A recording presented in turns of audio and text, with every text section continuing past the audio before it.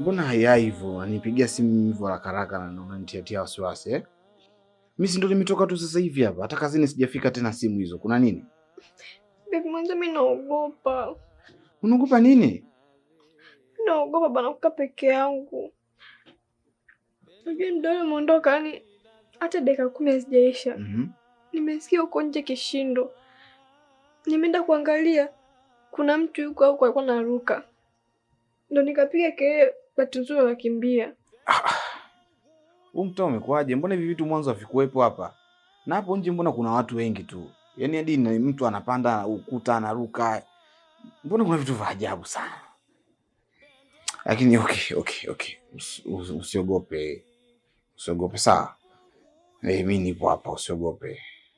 Lakini hapa bila mlinzi sikai. Yaani tafuta tu mlinzi ndio tuishi vizuri. Yaani bila mlinzi hapa hapakaliki kabisa. Babe. Si ndio kwanza tuna siku 2 sijui 3 tu hapa. Mlinzi tena sasa hivi. Subiri basi kwanza, mimi nitashughulikia hilo.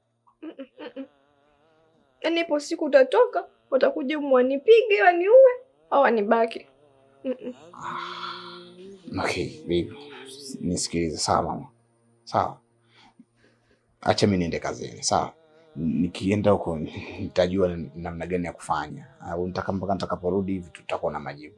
Kazini tena? Hapa tunaenda wote huko kazini. Tunaenda vipi kazini pamoja? Mimi nitakata kwenye gari. Mimi hapa peke yangu naogopa.